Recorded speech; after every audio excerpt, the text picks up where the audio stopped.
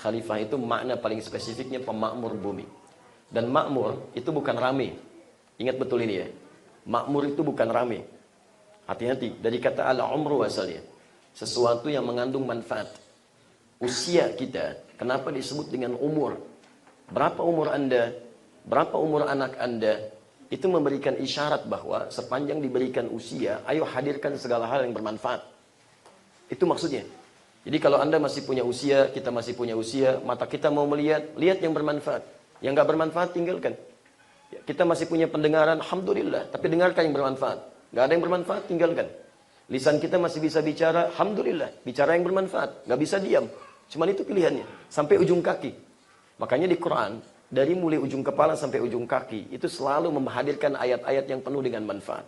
Mata, Quran surah 24, ayat 30 untuk laki-laki, ayat 31 untuk perempuan, nggak boleh lihat kecuali yang bermanfaat. Telinga, dilarang kita mendengarkan gibah. Lisan, dilarang berbicara yang dusta, dilarang mencela. Masya Allah, kata Nabi, man kana yu'minu billahi wal yaumil akhir. Siapa yang merasa beriman pada Allah dan hari akhir, falyaqul khairan aw liyasmut. Pilihannya cuma dua, cukup katakan yang baik-baik, kalau tidak bisa dia diam. Sampai ke ujung kakinya. Quran surah ke-25, ayat 63 itu. Wa ibadur rahmanil ladzina yamshuna 'alal ardi hauna. Hamba Allah yang penyayang itu kalau jalan, langkahnya pun tawadhu, enggak sombong dia dengan langkahnya. Teman-teman sekalian, semuanya ada gitu kan. Maka dari itu, ayo hari ini kita harus lebih bermanfaat dibandingkan dengan hari sebelumnya. Jika Anda ditugaskan oleh Allah menjadi seorang anak, jadilah anak yang bermanfaat. Jadi suami yang bermanfaat. Jadi istri yang bermanfaat. Ya, jadi ayah yang bermanfaat dalam kebaikan. Demikian jadi tetangga yang bermanfaat. Jangan sampai kehadiran Anda tidak menyenangkan bagi orang lain. Jangan sampai kehadiran kita di muka bumi, sependuduk bumi tidak menyenangkan. Ya, karena itu semoga Allah Subhanahu wa taala membimbing kita di hari ini sehingga aktivitas kita insya Allah bisa lebih baik dibandingkan dengan hari-hari sebelumnya. Ya, kalau Anda tidak mampu berlomba-lomba dengan orang soleh memperbanyak kebaikan di hari ini, setidaknya berlombalah dengan para pendosa untuk memperbanyak istighfar dan taubat kepada Allah Subhanahu wa taala. Baiklah, alhamdulillah Allah berikan kesempatan untuk melanjutkan kajian kita pasca subuh ini. Seperti ta'lim rutin kita telah kita jalin dalam 3 pekan ke belakang atau 3 sesi ke belakang dalam sesi kajian fikih ikhtilaf. Saya ingin ingatkan bahwa fikih ikhtilaf ini adalah cabang dari ilmu fikih yang dihadirkan oleh ulama untuk menampilkan tuntunan-tuntunan syariat dengan segala keluasannya. Saya ulang, untuk menampilkan tuntunan-tuntunan syariat dengan segala keluasannya. Jadi apa yang ada dalam Islam, apa yang ada di luar Islam. Dengan belajar fikih ikhtilaf ini, Anda bisa memahami, ini loh tuntunan Islam. Kalau di luar ini berarti bukan dari tuntunan Islam. Sehingga mudah Anda ambil yang dari tuntunan Islam, dan Anda tinggalkan yang bukan dari tuntunan Islam. Jika ada teman-teman kita yang belum sesuai dengan tuntunan Islam, kita dakwahi dengan cara yang lembut, supaya kembali pada tuntunan yang benar. Ini tujuan yang pertama yang paling penting. Yang kedua, fikih ikhtilaf juga akan menampilkan segala jenis keragaman-keragaman praktek ibadah yang disampaikan oleh Nabi SAW. Baik itu yang hanya satu dalil ataupun satu cara, ataupun yang beragam dalil dengan beragam cara, dengan berbagai penjelasan-penjelasan ilmiahnya, dalil-dalilnya, juga kemudian pilihan-pilihan yang bisa kita ambil sebagai kemudahan dalam menunaikan ibadah. Untuk itulah nanti hasilnya, orang yang belajar fikih ikhtilaf, maka dia akan mudah memahami satu landasan ibadahnya ketika dia akan memilih satu hal dalam praktek ibadahnya. Kenapa saya kalau takbir harus sejajar dengan bahu? Kenapa teman saya sejajar dengan telinganya? Apa argumentasinya? Kenapa saya kalau sujud menggunakan lutut duluan? Kenapa teman saya menggunakan telapak tangan duluan? Karena paham dengan argumentasinya, maka tenang dia dalam menunaikan ibadahnya. Yang kedua, kalaupun dipersoalkan oleh orang lain, dia bisa berargumentasi dengan dalil yang jelas sebagai bagian dari tuntunan Rasulullah SAW. Itulah semua ini yang disebut dengan manhaj, jalan beribadah sesuai dengan ketentuan Nabi SAW. Nah, untuk menjelaskan semua ini, ada beberapa turunan-turunan pelajaran. Sebagian sudah kita bahas muqaddimahnya. Kemudian kita bahas perjalanan fikih Islam sampai melahirkan manhaj dan madhab. Kemudian yang terakhir kemarin kita bahas tentang kaidah memahami Al-Quran. Karena tidak setiap orang yang hafal Quran bahkan itu bisa paham tentang isi Quran. Jadi antum hati-hati ya. Kalaupun teman-teman kita ada yang hafal Quran, jangan dulu tanya hukum. Kalau belum belajar tentang kaidah memahami Al-Quran. Ya, kalau mencari penghafal Quran di Timur Tengah kami banyak sekali. Dari anak kecil sampai orang dewasa. Tapi apa antum duga orang yang hafal Quran bisa semudah menyampaikan hukum ini begini, hukum itu begitu? Tidak. Mereka akan diam kalau belum memahami kaidahnya. Penghafal Quran banyak di Timur Tengah itu. Ya, Masya Allah. Dari anak usia 3 tahun, 4 tahun, sampai dengan 30 tahun, 40 tahun, 70 tahun. Tapi semua akan diam. Bahkan hafalan Quran mereka bukan cuma 1 riwayat. Ada yang 2 riwayat, 3 riwayat, 4 riwayat, 7 riwayat bahkan. Ada yang 10 riwayat. Tapi sepanjang belum memahami maknanya, ilmunya, mereka akan diam karena khawatir keliru menyampaikan isi Al-Quran. Ya, tidak cukup dengan antum hafal beberapa ayat, lihat terjemah, kemudian disimpulkan maknanya seperti ini. Tidak. Ada turunan-turunan yang harus dipahami dan sudah kita jelaskan di pertemuan yang lalu. Saya sampaikan ini sebagai penegas lagi, hati-hati. Karena sekarang fitnah untuk memahami Al-Quran semakin banyak. Ada orang entah dari mana datangnya gitu kan, menggunakan gelar-gelar keagamaan, mengutip sebagian ayat-ayat Quran untuk menguatkan argumentasi yang didasari oleh nafsunya saja. Semua agama sama, menuju pada Tuhan yang sama, cuman caranya beda-beda. Kemudian dia potong ayat Quran untuk menegaskan keinginannya saja. Itu sangat berbahaya. Ya, hati-hati ya, dengan orang-orang seperti ini. Antum harus cari ulama-ulama fiqh yang benar-benar memahami Al-Quran dengan baik. Nah, sekarang kita akan belajar tentang pertemuan keempat ini, kaidah memahami hadis. Ya, kaidah memahami hadis. Karena nanti memahami hadis, Masya Allah, itu pun memerlukan disiplin-disiplin ilmu yang tidak mudah menyimpulkan hadis begini bisa seperti itu maknanya. Ya. Karena itu mudah-mudahan Allah berikan kemudahan dalam menerangkan apa yang akan kita bahas dan antum mudah untuk memahami serta bisa kita amalkan dalam praktek kehidupan kita. Hari ini bagian yang kita pelajari adalah ya, kaidah memahami hadis.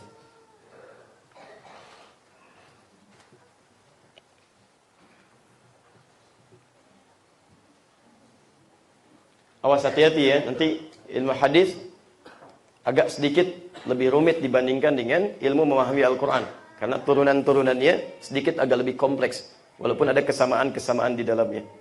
Makanya Imam Malik pernah menyampaikan, orang yang hafal 100.000 hadis pun, orang yang hafal 100.000 hadis pun, tapi tidak memahami kaidahnya untuk memahami hadisnya, maka jangan pernah bicara tentang hukum hadis. Dikhawatirkan dia keliru untuk memahaminya.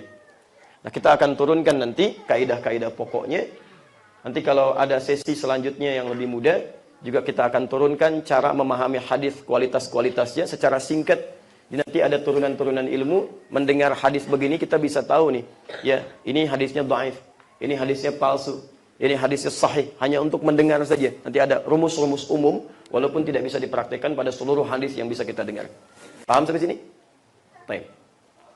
Baiklah Bapak Ibu sekalian, saya mohon nanti kita bisa fokus sejenak untuk pada bahasan yang akan kita sampaikan.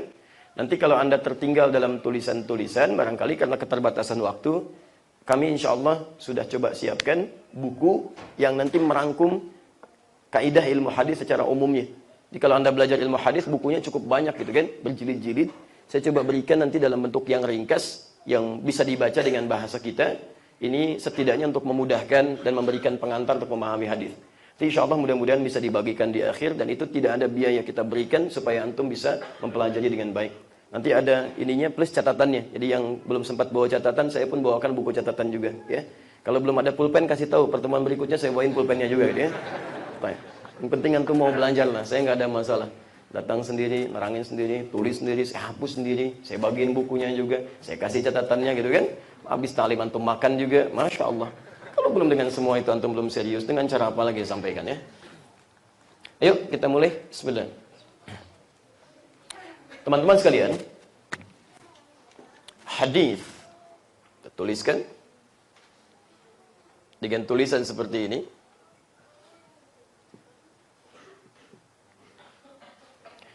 Adalah segala hal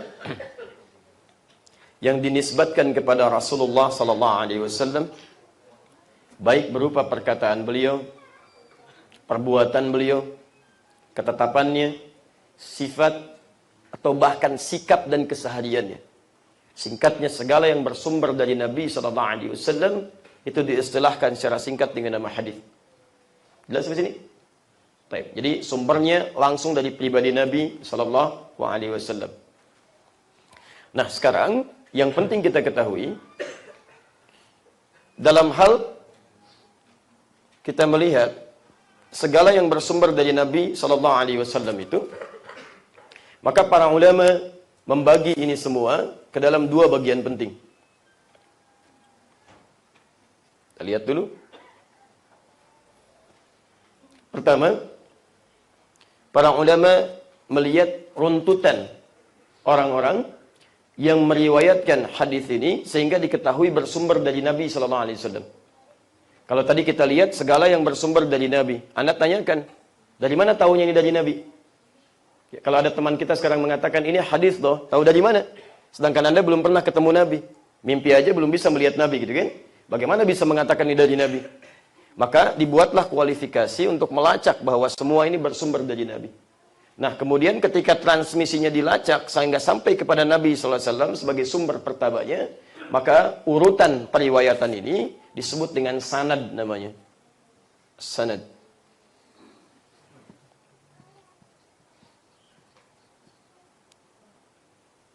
Sanad. Silsilah periwayat hadis dari mulai orang yang menyampaikan sampai diterima sampai kepada Nabi sallallahu alaihi wasallam. Taib. Ada Imam Al-Bukhari menyampaikan hadis. Beliau kan nggak pernah ketemu Nabi itu. Ya, apalagi kita yang hidupnya jauh dari Al-Bukhari, gitu kan? Taib, hadis riwayat Al-Bukhari. Dari siapa diterima? Dari si fulan dari menerima dari si fulan, dari si fulan sampai ke Nabi sallallahu alaihi wasallam. Maka runtutan itu yang menyambungkan sumber hadis sampai ke Nabi disebut dengan sanad. Paham sampai sini? Baik. Kalau belum paham nanti saya akan berhenti ya, karena saya coba akan sepelan mungkin sampai kita memahami dengan baik. Saya tidak menginginkan kita menghafal. Bahasan ini mesti paham ya. Kedua, selain ada runtutan orangnya atau periwayatnya atau disingkat dengan rawi yang meriwayatkannya, juga harus ada isinya. Gak mungkin Anda katakan, hadis riwayat dari Al-Bukhari, dari fulan, sampai ke Nabi sallallahu alaihi wasallam. Apa isinya? Nggak tahu saya. Mustahil gitu kan? Harus ada isinya. Harus ada isinya. Bisa dari Imam Al-Bukhari, diteruskan hadis nomor pertama diterima dari langsung sampai di fulan, si fulan sampai ke sahabat Umar bin Khattab.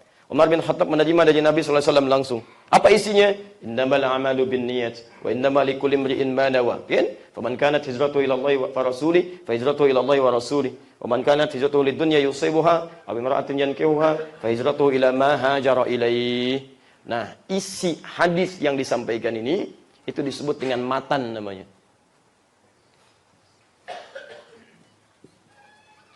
Matan, isi hadis.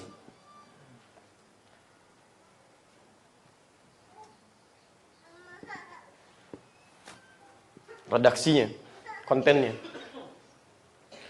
Pelan-pelan. Nah, jadi kalau ada seseorang misalnya menyebutkan hadis, maka tidak bisa dia menyampaikan sesuatu disebut dengan hadis kecuali mesti ada dua hal ini. Di dalam ilmu hadis disebut dengan dua sayap hadis. Kalau satu sayapnya bermasalah, maka sulit untuk diterima sebagai hadis yang baik, yang utuh. Seperti burung punya dua sayap, satu bermasalah nggak bisa terbang dia. Paham sampai sini? Baik, jadi sesuatu disebut hadis. Kalau Anda belajar hadis misalnya, minimal mesti ada sumber orang yang menyampaikan diterima dari Nabi. Yang kedua, mesti ada isi yang diterangkan sebagai bagian dari apa yang disebut dengan hadis itu. Paham sampai sini? Baik. Silakan bergabung, bisa duduk sebaik yang bisa didapatkan. Baik. Dan teman-teman kalau ada yang masih luang bisa bergeser saya supaya lebih mudah ya. Baik, jazakallahu khair. Gak ada masalah. Baik, silakan. Yang penting nanti bisa masuk ya. Kalau sudah penuh, saya keluar juga gak ada masalah. Nanti ngantum di dalam lah. Ya. Nah, ini baru hadis. Tadi saya sampaikan sanadnya begini. Kemudian ada matannya. Ini semua baru disebut dengan hadis. Dan dikumpulkan. Ada yang wujudnya sumber-sumber utama, ada Al-Bukhari, ada Muslim, ada At-Tirmidzi, ada An-Nasa'i dan sebagainya. Ada yang ringkas-ringkas, Riyadhus Shalihin, ada Al-Arba'in. Ini baru kumpulan tentang hadis-hadis. Tapi persoalannya, bagaimana cara memahami hadis ini? Bagaimana cara menentukan kalau hadis yang diterima dari Nabi ini benar bersumber dari Nabi? Atau jangan-jangan ada orang yang sengaja menuliskan sesuatu padahal nggak pernah tersambung dari Nabi sallallahu alaihi wasallam. Atau ada orang yang meriwayatkan dari Nabi tapi pribadinya bermasalah. Apakah berpengaruh pada keadaan hadisnya? Lalu bagaimana kalau ini sudah dipahami, benar dari Nabi? Bagaimana cara memahami isinya? Tidak cukup bagi kita mendengar satu hadis, kemudian kita menyimpulkan maknanya seperti ini. Tidak. Ternyata ada bagian kedua yang dirumuskan oleh ulama. Dengan rumusan itu menjadi sebuah disiplin ilmu untuk memahami bagaimana hadis-hadis Nabi Shallallahu Alaihi Wasallam bisa dipastikan kualitasnya dan dipahami isinya. Ilmu ini yang disebut dengan secara singkat dengan ilmu hadis atau mustalah hadis. Disebut dengan ilmu hadis atau kadang diistilahkan dengan mustalah hadis. Saya agak seringkas mungkin kita istilahkan. Jadi secara singkat, orang yang ingin mengetahui tentang isi hadis, memahami maknanya, maka mustahil dia bisa pahami isi hadis kecuali dia belajar dulu disiplin ilmunya atau mustalah hadis. Paham sampai sini? Pelan-pelan ya, pelan-pelan. Maksud saya ingin terangkan begini. Jadi kalau kita nanti belum paham tentang ilmu hadis atau mustalah hadis, jangan sekali-kali berkomentar tentang hadis. Karena resikonya bisa besar. Bahkan nanti Anda bisa termasuk dalam kategori yang disebutkan Nabi. Awas hati-hati. Man kadzaba alayya muta'ammidan falyatabawwa maq'adahu minan nar. Siapa yang sengaja berdusta atas namaku, maka bersiap-siaplah tempatnya untuk menempati neraka. Kalau bahasa bebasnya seakan-akan dia pesan kapling, sudah pesan kapling di neraka. Pesan satu ya, gitu kan? Itu harus hati-hati, itu bahaya. Nah, para ulama hadis menyampaikan kalimat kadzaba alayya muta'ammidan itu ada dua. Yang pertama sengaja membuat berita palsu, mencatut nama Nabi di situ, disebarkan ini hadis padahal bukan gitu kan? Itu bahaya. Atau yang kedua, dia menyampaikan hadis benar hadisnya, tapi karena tidak paham dia menyampaikan isinya sehingga keliru isinya. Itu pun disebut berdusta atas nama Nabi sallallahu alaihi wasallam. Karena itu orang dulu sangat berhati-hati. Walaupun hafal 1000 hadis, 2000 hadis, 10.000 hadis, 100.000 hadis, bukan cuma matannya, dengan sanadnya sekalian. Dengan sanadnya sekalian. Itu tidak akan pernah berkomentar tentang hadis karena saking takutnya masuk dalam kategori hadis tadi. Paham sampai sini? Baik. Nah, sekarang kita akan berikan gambaran ilmu tentang ini secara singkat saja. Lalu nanti kita berikan bagaimana para ulama berusaha untuk memahaminya sehingga muncul tampilan-tampilan hadis seperti sekarang. Dan di akhir nanti kita sambungkan bagaimana kasusnya kalau dikaitkan dengan hadis-hadis Nabi yang kadang beragam sehingga dipahami persepsi berbeda dalam praktek amalannya. Jadi kita turunkan. Kenapa kok ada orang misalnya saat makan, ada yang baca bismillah saja, ada yang baca bismillahirrahmanirrahim, ada yang baca Allahumma barik lana. Doa ini benar atau tidak? Saat Anda akan menyimpulkan doa ini atau benar atau tidak, kan mesti dilacak. Dari mana sumbernya, dalilnya? Ditemukan di hadis. Tidak langsung ada hadis kemudian dikatakan ini benar, harus dilihat dulu. Bagaimana kualitas hadisnya? Apakah sanadnya benar? Apakah isinya seperti yang kita bayangkan? Atau ada gambaran-gambaran lain yang harus diketahui? Saya agak sedikit cepat. Sebentar, paham sampai sini? Baik. Boleh saya hapus dulu? Alhamdulillah. Masih konsisten, tenang aja ya. Baik. Bismillah.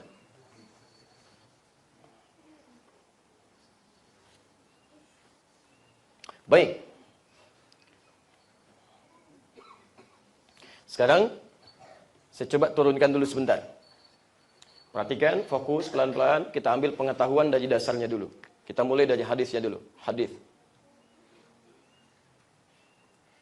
Kalau hadisnya sudah paham, baru kita turunkan ke sanadnya, baru kemudian ke ilmu matannya. Baik, yuk kita lihat sebentar. Segala hal yang bersumber dari Nabi Sallallahu Alaihi Wasallam, baik perkataan, perbuatan, sifat, sikap dan segalanya yang diketahui dengan silsilah riwayatnya serta adanya isi yang disampaikan. Nah, para ulama kemudian berusaha mengumpulkan hadis-hadis ini. Dicari, ditemukan, sampai muncul kemudian ada kitab-kitab hadis yang populer kita dapati sampai dengan saat ini. Nah, saya mau berikan ilmu dulu, ini penting untuk diketahui. Jenis-jenis kitab-kitab hadis atau kumpulan-kumpulan hadis yang sekarang menjadi kitab, itu setidaknya dibagi sampai 4 sampai 5 bagian. Saya ulang ya, dibagi 4 sampai 5 bagian. Saya istilahkan dulu. 1, ada yang disebut Al-Jami'. Kedua, ada yang disebut dengan As-Sunan. 3. Ada yang disebut dengan musnad, al-musnad. Yang keempat, ada yang disebut dengan mu'jam, al-mu'jam. Dan sebagai tambahan, ada yang disebut dengan al-mukhtarat.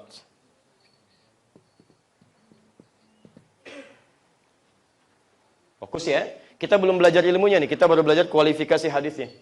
Ya. Klasifikasi kitab-kitab hadis yang ada sampai sekarang. Awas, hati-hati. Ini nanti penting supaya saat Anda akan beli kitab hadis, Anda mengerti apa yang harus dibeli. Kebutuhan Anda yang mana? Jangan-jangan Anda butuhnya sunan, tapi kok belinya jami, nggak akan nyambung tuh. Ya, jelas ya? Yuk lihat sekarang pelan-pelan. Pertama, ada yang disebut dengan al-jami', yaitu kitab hadis yang menghimpun aneka persoalan secara global, secara luas. Di bahasannya komprehensif, tapi masih cukup luas. Tidak spesifik di bidang tertentu. Ya, misal, dia tidak membahas fikih aja. Atau misalnya membahas urusan muamalah saja, kan? Nah, tapi masih dibahas secara umum. Jadi persoalan iman ada di situ, persoalan ibadah ada di situ, persoalan muamalah ada di situ. Diambil hadis-hadisnya secara umum di situ. Ini yang disebut dengan al-jami'. Kitab hadis yang paling populer masuk kualifikasi ini atau klasifikasi ini, ada dua hal yang paling sahih sampai dengan masa kini. Yang pertama, yang dikarang oleh Imam Al-Bukhari. Kedua, yang dikumpulkan oleh Imam Muslim. Yang Anda sering istilahkan dengan Sahih Al-Bukhari dan Sahih Muslim. Nah, dua kitab ini masuk dalam kategori Al-Jami'. Ya. Bahkan kalau Anda buka misalnya bukunya Imam Al-Bukhari yang sering disingkat dengan Sahih Al-Bukhari itu judulnya bukan Sahih Al-Bukhari. Bukan. Judulnya cukup panjang, dimulai dengan kata Al-Jami'. Al-Jami' As-Sahih Al-Musnad Al-Mukhtasar min umuri Rasulillah sallallahu alaihi wasallam wa sunanihi wa ayyamihi. Itu namanya. Ayo ulang. Maka lebih mudah disingkat jadi Sahih Al-Bukhari. Tapi penamaan itu penting untuk menghadirkan pengetahuan tentang isinya, sehingga ketika kita merasa butuh baru kita dapatkan dan kita baca. Al-Jami, kata Imam Al-Bukhari, kitab saya ini termasuk kategori Al-Jami, isinya masih luas, mencakup berbagai persoalan kehidupan. As-Sahih, saya pastikan semua isinya sahih, tidak ada yang bermasalah. Al-Musnad, isinya tersambung sampai ke Nabi, saya telah telusuri. Saya cari orangnya satu persatu. Saya tanyakan dari mana dia menerima sampai ke Nabi. Al-Mukhtasar, isinya tidak berbelit-belit, langsung pada intinya. Langsung pada esensinya. Min umuri Rasulullah sallallahu alaihi wasallam, di dalamnya hanya ada contoh-contoh kehidupan Rasulullah sallallahu alaihi wasallam. Dari mulai bagaimana beliau taharahnya, bagaimana cara meningkatkan imannya, bagaimana di rumah tangganya, bagaimana beliau memberi bimbingan tentang bisnis yang baik, ada semua di situ secara umum. Tayyib. Wasunanihi, dan sunnah-sunnahnya. Ini kefakihan Imam Al-Bukhari. Dia tidak semua yang pernah diajarkan oleh Nabi SAW, beliau sendiri praktekkan. Ada yang beliau sampaikan, tapi nggak beliau kerjakan. Karena kondisi-kondisi yang berbeda. Ya, nanti kita contohkan. Ya, seperti tahiyatul masjid gitu kan. Nabi menyampaikan pada umatnya, ayo, kalau anda mau masuk masjid, jangan langsung duduk, tapi salat dulu 2 rakaat. Kalau berjihad untuk itikaf. Idza dakhala ahadukumul masjida, fala yajlis hatta yusalli rak'atain. Tapi Nabi sendiri nggak praktekkan itu. Bukan karena nggak bisa, tapi memang rumahnya sudah di masjid gitu kan. Karena rumahnya sudah di masjid, maka beliau tidak tahiyatul masjid lagi. Ya, karena keadaan di rumah, tinggal nunggu adzan, salat sunnah di rumahnya, kemudian setelah iqamat keluar untuk pimpin salat, setelah selesai salat masuk lagi ke kamarnya, kemudian tunaikan salat sunnahnya di rumahnya. Baik, maka ini yang disebut dengan segala hal yang bersumber dari Nabi yang kemudian beliau praktikkan langsung, itu yang disebut dengan sunnah. Jamaknya sunan, wa sunanihi wa ayyamihi, dan keseharian Nabi sallallahu alaihi wasallam. Termasuk nanti di situ ada 150 candanya Nabi. Kita bisa melihat, kalau mau canda pun jangan berlebihan gitu kan. Tidak baik menghadirkan tertawa yang sampai mematikan hati. Ada di situ olahraganya Nabi. Bagaimana Nabi balap lari dengan istrinya Sayyidah Aisyah. Kata Aisyah, kadang-kadang saya yang menang, tapi setelah saya sedikit gemuk, banyak berlemak, Nabi yang menang.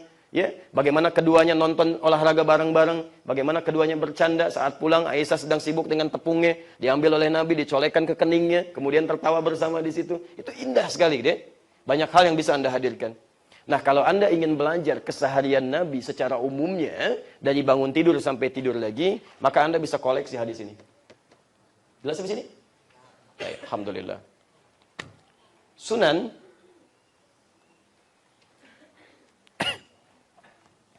adalah kitab hadis, kitab kumpulan hadis yang disusun berdasar urutan fikih. Yang disusun berdasar urutan fikih. Jadi babnya fikih. Misal, dimulai dengan babut taharah. Bagaimana bertaharah yang baik, cari air yang benar, bagaimana cara berwudu yang baik. Kemudian nyambung ke salat, bagaimana praktek salat sesuai dengan sifat salat Nabi sallallahu alaihi wasallam. Dari mulai takbir sampai dengan salam. Terus lanjut lagi nanti ke muamalah dan seterusnya. Jadi babnya dimulai dari urutan fikih. Nah, kalau Anda ingin mencari kitab-kitab yang dengan itu Anda ingin belajar cara ibadah yang lebih spesifik, fikih yang benar sesuai dengan sifatnya Nabi sallallahu alaihi wasallam, maka yang Anda cari yang ini, Sunan. Kalau ini masih umum. Awas, saya ingin betulkan sedikit persepsi masyarakat awam. Mereka mengatakan, ada sebagian mengatakan, kalau nggak ada di Al-Bukhari, itu tidak sahih. Nah, ini belum belajar hadis ini. Belum belajar ilmu hadis. Hati-hati, nggak semuanya ada hadis itu ada di Al-Bukhari, tidak. Tidak semua hadis ada di Al-Bukhari. Imam Al-Bukhari kan punya keterbatasan. Ya, begitu beliau meninggal dunia, ada hadis-hadis yang belum dikumpulkan. Imam Muslim mengumpulkan. Imam Muslim meninggal dunia, ada hadis yang belum dikumpulkan. Zaman dulu kan tidak semua bisa disinggahi karena belum ada fasilitas yang memungkinkan. Sepeda belum ada, motor belum ada, kemana-mana jalan kaki. Ada keterbatasan di situ. Ya, Imam Muslim meninggal, Imam Al-Hakim Naisaburi meneruskan. Kemudian setelahnya disusun lagi oleh para ulama setelahnya, diklasifikasikan. Maka kitab-kitab hadis yang terkait dengan proses ibadah secara fikih disebut dengan sunan. Ya. Contohnya Anda dengar Sunan Abu Daud misalnya. Kan? Sunan An-Nasai, Sunan Ibnu Majah, Sunan Al-Baihaqi, kan? Awas, hati-hati ya. Karena Al-Bukhari itu masih umum. Umum itu artinya nggak spesifik. Jadi ada hadis-hadis tertentu yang memang nggak dicantumkan oleh Imam Al-Bukhari. Hanya mengambil bagian dari perwakilannya saja. Ya, misal, hadis tentang sholat. Nggak semua hadis praktek sholat ada di Al-Bukhari. Tidak. Tapi secara umum ada gambarannya. Dari mulai takbir sampai dengan salam misalnya. Tapi spesifiknya Anda hanya bisa temukan di kitab sunan. Misal, Anda mau sujud itu kan? Kan bisa dengan dua cara ya. Bisa menggunakan lutut, bisa menggunakan telapak tangan. Itu Anda kalau cari dua cara ini, di hadis Al-Bukhari atau hadis Muslim, itu sampai kiamat kurang 2 hari, nggak akan ketemu Pak. Betul. Ya. Sehari lagi kita buat mikir, ngapain nyari di situ, nggak akan ketemu. Adanya cuma di hadis sunan ini. Ya. Di Abu Daud misalnya, nomor hadis 838 yang pakai lutut dari Wa'il bin Hujur, posisi paling kanan sebelah bawah, yang pakai telapak tangan dari Abu Hurairah, nomor hadis 840 sampai 841, posisi paling kiri sebelah atas. Adanya di sini. Jadi kalau antum misalnya ingin mencari hadis-hadis koleksi fikih, sifat salatnya Nabi, sifat taharahnya Nabi, bagaimana sifat bermuamalah yang baik, maka antum cari kitab ini, Sunan. Saya rekomendasikan kalau untuk belajar yang dasar-dasar, itu cari Sunan Abu Daud nih. Baik. Kalau mau agak sedikit lebih luas, cari Sunan At-Tirmidzi. Ya.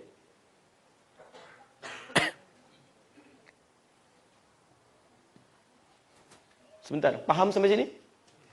Baik, jelas? Alhamdulillah. Teruskan. Anda sering bertanya, ini Sayyidah Aisyah hidup bersama Nabi. Berapa sih hadis yang diriwayatkan oleh Sayyidah Aisyah? Taib. Kemudian Abu Bakar menemani Nabi. Berapa sih hadis yang diriwayatkan oleh sahabat Abu Bakar radhiyallahu taala anhu? Ya, ada anak kecil namanya Abdullah bin Abbas. Ya, masih hidup bersama Nabi. Katanya sering mengikuti Nabi. Dia punya hadis berapa? Saya ingin lihat, gitu kan? Nah, kalau Anda ingin melihat orang-orang yang pernah meriwayatkan hadis, dari isi hadis yang pernah mereka kumpulkan dan dijadikan satu kemudian sesuai dengan bab orangnya saja. Misal, Ibnu Abbas riwayatkan sekian hadis, ini hadisnya. Kemudian Abu Bakar sekian hadis, ini hadisnya. Sayyidah Aisyah radhiyallahu taala anha sekian hadis, ini hadisnya. Jadi hadis orang itu saja, maka kitabnya disebut dengan musnad. Jelas? Baik. Yang paling populer musnadnya Imam Ahmad bin Hanbal.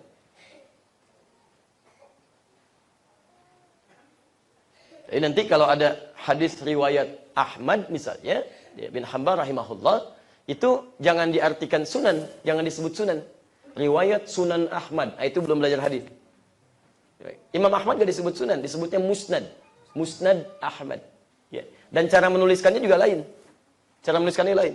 Kalau ini misalnya Sunan Abu Daud, nomor hadis misal kan tuliskan misal 838. Kalau Musnad tidak. Ya, dia cara menuliskannya seperti ini misal. 1 garis miring 259. Kalau Anda melihat seperti ini, biasanya dibaca apa ini? Biasanya jilid pertama ini halaman 259. Nah, dalam kitab Musnad bukan begitu cara bacanya. Membacanya ini Musnad pertama. Siapa Musnad pertama itu? Dibuka di kitabnya. Oh, Abdullah bin Abbas. Abdullah bin Abbas punya 2000 hadis. Nomor hadis 259. Jelas ya? Nah, apa pentingnya kitab Musnad ini? Ini saya berikan sedikit rahasianya. Teman-teman yang belajar kitab Musnad, ini diantara faidahnya untuk mengeluarkan karakteristik orangnya supaya mudah diteladani. Misal, ibu sebagai seorang perempuan. Contoh teladan terbaiknya kan istri-istri Nabi. Kenapa Anda tidak keluarkan hadis-hadis langsung dari istri-istri Nabi SAW? Bagaimana Aisyah berinteraksi dengan Nabi? Bagaimana misalnya Saudah binti Zam'ah berinteraksi dengan Nabi? Bagaimana kemudian sahabat-sahabiah yang lainnya istri-istri Nabi berinteraksi dengan Nabi SAW? Keluarkan hadisnya, Anda pelajari, dan Anda insya Allah jadi perempuan terbaik di zamannya. Tinggal keluarkan aja. Ya. Sudah berapa tahun Anda jadi istri? Jadi ibu. Kenapa nggak dikeluarkan tuntunan hadis-hadis bimbingan menjadi istri yang baik? Bimbingan jadi ibu yang baik. Dan nggak ada contoh terbaik kecuali istri Nabi SAW. Keluarkan hadisnya dari kitab Musnad, pelajari itu semua, praktekkan dalam kehidupan.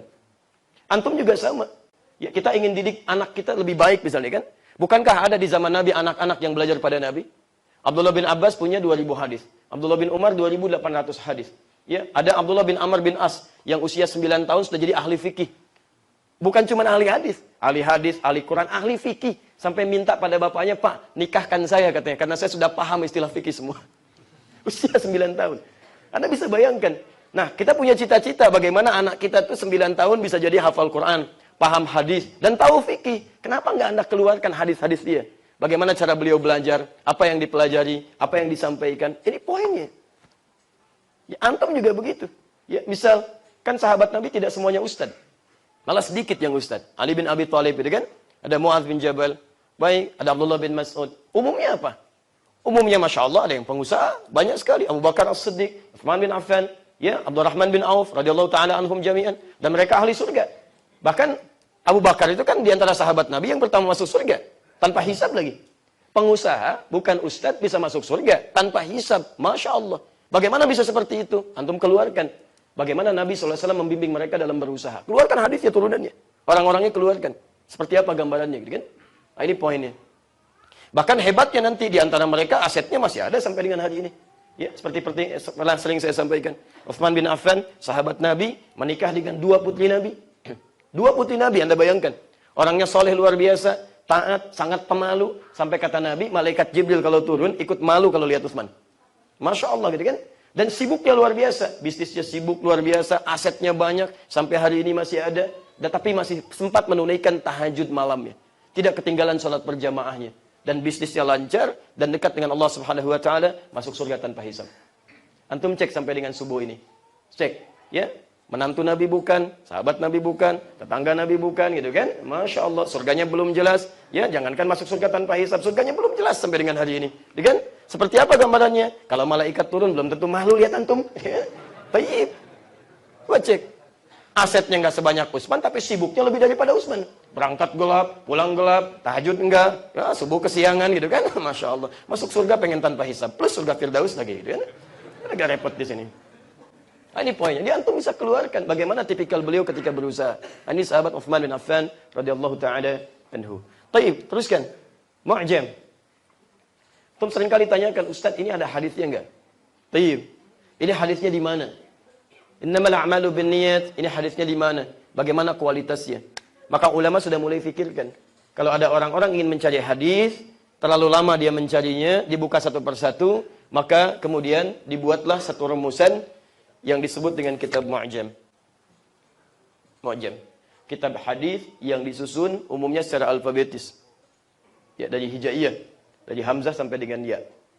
Jadi kalau antum misalnya melihat hadis innamal a'malu binniyat, ingin dicari, tinggal cari di huruf Hamzah misalnya. Hamzah, harakatnya kasrah. Innama, diurutkan, kelihatan. Sampai.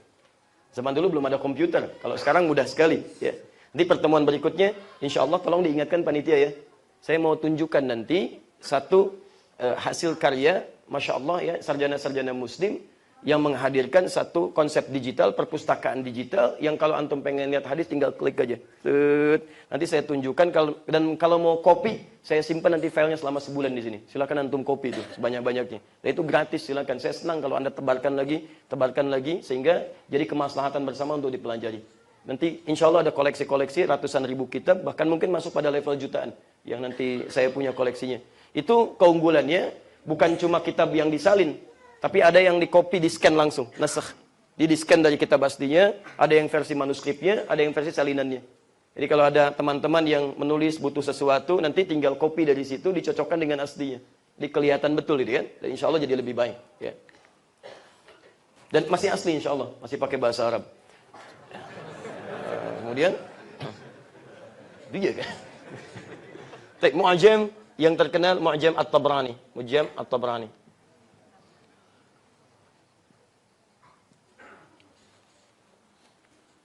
Nah ini 4 tipikal utama.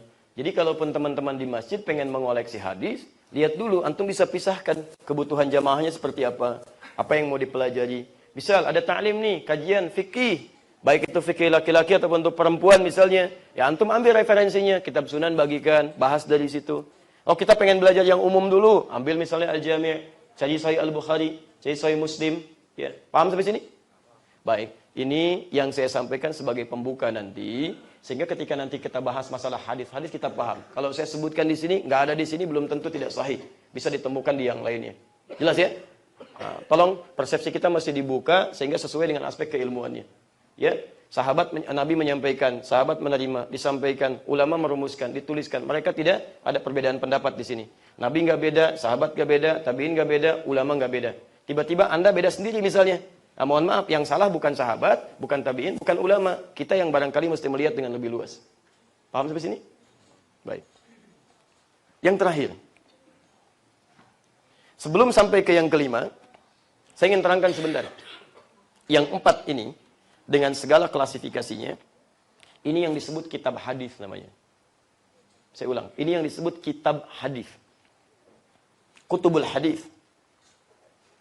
Atau diistilahkan dengan masadirul hadis, kitab-kitab primer hadis. Ya, masadir al-hadis. Kitab hadis. Jadi kalau antum ingin belajar hadis dari sumbernya, carinya ke sini. Keempat klasifikasi tadi. Jelas ya? Awas hati-hati nanti orang-orang ahli hadis itu ketat sekali memberikan istilah. Sampai kalau ada orang menyebutkan, misal, ini ada hadisnya. Di mana? Di Al-Arba'in. Itu diketawain tuh sama ahli hadis tuh. Ya, karena sumber hadis itu bukan dari situ. Sumber hadisnya dari sini. Ya, Anda harus menyebutkan apakah di Al-Bukhari, apakah di Muslim, apakah kemudian di An-Nasai dan sebagainya. Nanti ada yang dari 4 ini, ada yang pernah dikumpulkan jadi 6 sumber utama, disebut dengan Kutubus Sittah. Ada yang 9 sumber utama, disebut dengan Kutubut Tis'ah. Nanti lebih jauhnya, insya Allah pertemuan berikut, tolong diingatkan. Saya bawakan filenya. Kalau sempat saya bawakan kitabnya. Jadi saya kasih contoh sekalian. Ini yang Al-Bukhari ya, covernya begini, isinya begini, manuskripnya contohnya seperti ini. Kalau dipegang begini warnanya, ada berapa jenis edisi, sampai editorialnya, sampai syarahnya, begini jenisnya. Jadi saya tidak menginginkan Anda, riwayat Al-Bukhari, bukunya aja belum pernah lihat. Kitabnya belum pernah lihat gitu kan. Jadi jangan sampai kita menyampaikan sesuatu yang kita tidak pahami dengan jelas. Ya. Paham sampai sini? Baik, Alhamdulillah. Baik. Nah sekarang, kadang-kadang kan dalam pembahasan tertentu, bahkan kalau kita misalnya ingin merujuk ini sebagai referensi, bab tertentu, nggak mungkin kan semua dibawa. Apa antum kira misalnya Sahih Al-Bukhari, maaf, bisa ringan seperti ini?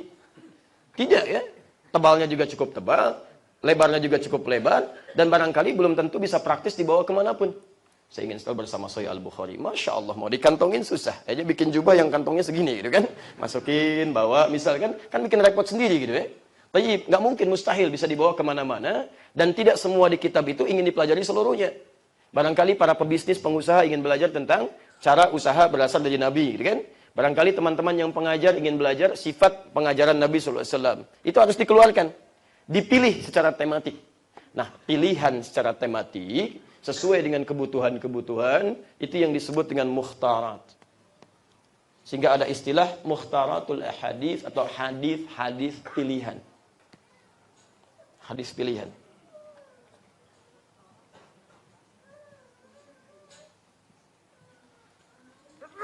Alhamdulillah. Misal, Imam An-Nawawi merumuskan hadis misalnya kan? Hadis-hadis dikumpulkan oleh beliau, dituliskan. Lalu oleh beliau diklasifikasikan. Oh, ini hadis-hadis khusus untuk para pemula yang ingin belajar tentang kaidah-kaidah bagaimana mendekatkan diri kepada Allah Subhanahu wa taala dan tuntunan Rasulnya. Tapi nggak banyak-banyak dulu, karena pemula sifatnya kalau belajar banyak cepat bosan. Ya, diberikan sedikit dulu, kisaran 40 hadis lah. Ya, beliau tuliskan 42 hadis. Ya, kisaran 40 dalam bahasa Arab disebut dengan al-arba'in. Maka muncullah istilah hadis al-arba'in, 42 hadis. Nah, itu bukan kitab hadis, tapi dikenal dengan mukhtaratul hadis, kitab hadis pilihan. Pilihan. Jadi dari sekian sumber yang ada di sini, diambil sebagian, dirumuskan jadi 42 hadis, disebut dengan al-arba'in. Jadi kalau antum belajar al-arba'in, itu antum belum belajar dari sumber utama. Antum baru belajar kitab-kitab hadis pilihan untuk bisa menguatkan dan membangun kedekatan kita dengan Allah dan Rasul-Nya. Paham sampai sini? Nanti kalau secara personal sudah bagus, ini secara pribadi sudah lebih baik nih, sudah mulai ada perubahan. Nggak mungkin baik sendirian. Kadang-kadang ada orang baik ketemu lingkungan yang tidak baik, jadi berubah lagi. Ketemu tetangga yang tidak baik, jadi berubah lagi. Akhirnya oleh Imam An-Nawawi dirumuskan lagi 1896 hadis. Bagaimana bisa menemukan lingkungan yang baik? Dibuat ciri-cirinya dari Nabi. Lingkungan bagus tuh gini, yang memberikan ketenangan dan mendekatkan kita dengan Allah Subhanahu wa taala. Sesuatu yang menghadirkan ketenangan, membuat kita dekat dengan Allah, itu diistilahkan dengan nama raudhah namanya. Makanya antum kalau berada di raudhah, walaupun sempit, saling berdesakan, tapi kan enak aja kan? Enak aja zikir, berdoa, Masya Allah. Ya cepat. Sebentar. Ya gitu kan? Masya Allah, kadang-kadang nggak dijawab, dibiarin aja. Saking tenangnya, enaknya. Dan berbagi itu luar biasa. Begitu selesai, antum mundur, yang lain masuk lagi. Dan enak suasananya. Lain. Karpet hijau dengan merah, lain suasananya. Begitu masuk ke hijau, suasana hati sudah lain. Enak, itulah raudhah. Ya, taman yang menghadirkan ketenangan, kenyamanan, kedekatan dengan Allah Subhanahu wa taala. Puncaknya di surga. Nah, jamaknya disebut dengan riyadun. Riyadun. Ya, jadi bagaimana jamak itu kan banyak artinya.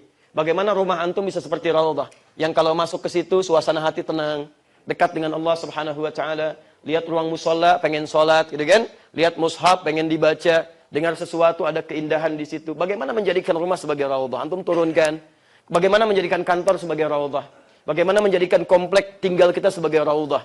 Dijamakkan semuanya berubah menjadi riyadun. Tempatnya kayak raudhah, tapi orang-orangnya menyebalkan misalnya kan? Kan nggak nyaman juga.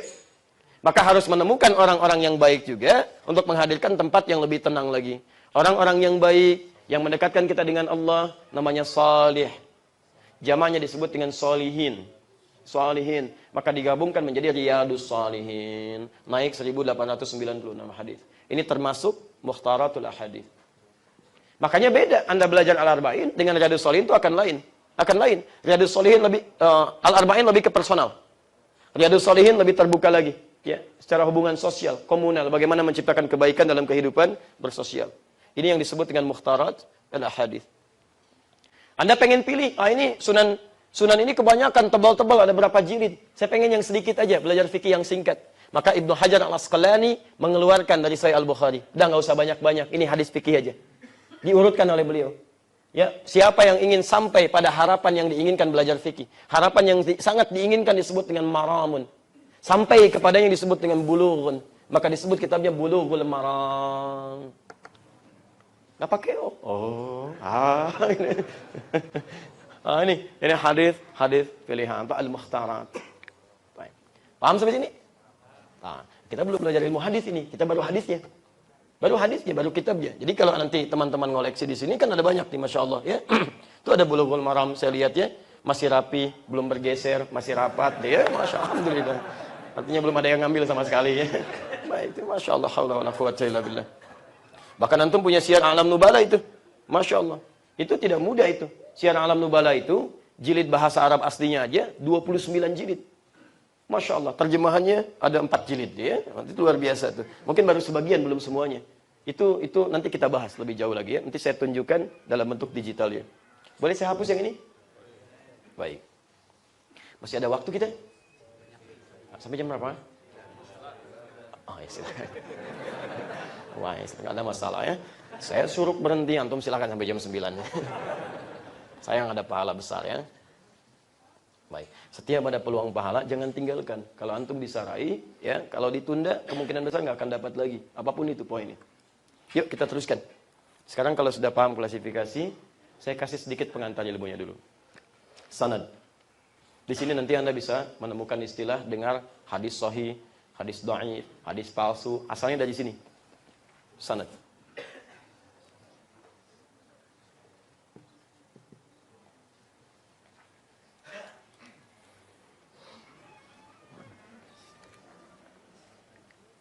Awas hati-hati ya, nanti jangan sembarangan menyebut hadis ini sahih, hadis ini dhaif, padahal nggak pernah belajar ilmu sanad.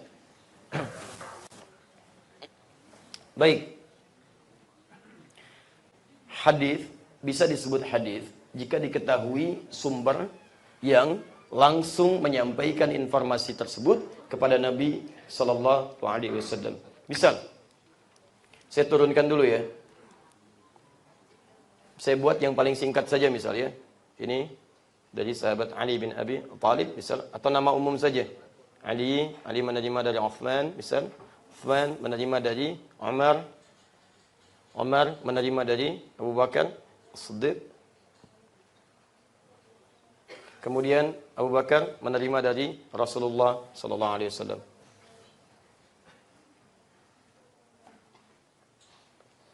Jadi kan Rasulullah menyampaikan kalimat diterima oleh Abu Bakar. Abu Bakar menyampaikan ke Umar, Umar menyampaikan ke Uthman, Uthman menyampaikan ke Ali. Ali menyampaikan lagi ke orang banyak misalnya. Ada tersebar si fulan, sampai ke kita. Maka runtutan ini sampai ke Rasul disebut dengan sanad. Paham sampai sini? Nah, sekarang saya teruskan. Fokus ini ya, fokus. Misal. Ada yang menerima dari Ali. Misal saja. Namanya misal Urwah. Diterima dari Urwah oleh Hatim. Dari Hatim oleh Syuaib misalnya. Dari Syuaib misalnya oleh Khalid. Dari Khalid misal saja kan. Kita sekarang bisa lihat misal Al-Bukhari. Nah, sekarang perhatikan. Saya berikan teori ringkas sekali. Ini kalau dipelajari di universitas, ya baik itu di Madinah misalnya, sampai dengan ke Mesir, ini pelajaran semacam ini bisa sampai semester 3 atau semester 5. Saya berikan yang paling singkat saja. Lihat sekarang, lihat. Kalau semua urutan ini, sanad ini, tersambung terus dari awal sampai dengan ke Rasulullah SAW, baik, tidak terputus sama sekali, maka ini syarat pertama hadis itu disebut dengan sahih. Tersambung disebut dengan muttasil. Jangan dihafalkan istilahnya ya. Yang penting dipahami. Tersambung semuanya. Maka ini syarat pertama, hadis itu disebut dengan sahih. Syaratnya semua mesti dilihat, kemudian diinvestigasi, bahkan orang-orangnya dilihat lagi sampai tersambung kepada Nabi SAW. Terus sampai ke Nabi. Paham sampai sini? Awas, kalau kita tinggal nerima aja, ulama-ulama ini nggak mudah. Cari orang yang harus menghafal sampai ke Nabi. Saking ketatnya, ya. Satu ini. Nah sekarang, perhatikan sini. Kalau saya tutup misalnya, satu nggak ada nih. Ya, misal, ini Al-Bukhari menerima dari Khalid. Khalid menerima dari Syuaib. Syuaib tiba-tiba langsung ke Urwah. Padahal Syuaib nggak pernah ketemu Urwah. Ya, hidupnya di zaman yang berbeda, tidak pernah lihat, mimpi juga nggak pernah ketemu, gitu kan? Ada yang putus ini tengah-tengah. Misal, hilang satu. Nah ini kalau sudah tidak bersambung begini, ini akan merubah status hadisnya. Minimal dia akan turun kepada hadis dhaif. Jelas? Minimal akan turun kepada hadis dhaif. Nanti ada yang di tengah-tengah disebut dengan mu'dal. Ya, ada yang di awal disebut dengan munqati' nanti. Ada yang tiba-tiba hilang langsung disampaikan ke Rasul disebut dengan maqtu' nanti. Ya, ada yang mauquf, ada yang marfu, macam-macam. Intinya salah satu ini hilang bisa menurunkan status hadisnya dari sahih menjadi dhaif. Paham? Satu. Jadi kalau Anda dengar misalnya, hadisnya dhaif nih, hadisnya dhaif, maka masalah pertama pasti ada di sana. Orangnya bermasalah. Atau yang kedua, awas hati-hati nih. Ini bersambung semua. Bersambung semuanya. Tapi misal, ternyata di antara sambungan orang-orang ini, ditemukan orang bermasalah. Misal, hakim diduga bermasalah nih. Ya. Bukan masalah hadisnya, dia ingat banyak. Ingat ini, ingat itu, ingat ini. Tapi perilakunya tidak sesuai dengan ingatannya. Dia belajar hadis, tapi perilakunya menyalahi hadis. Misal, sering bicarakan keburukan orang lain. Ya, misal, mohon maaf, kadang-kadang tindakannya buruk, tidak sesuai dengan ketentuan Islam.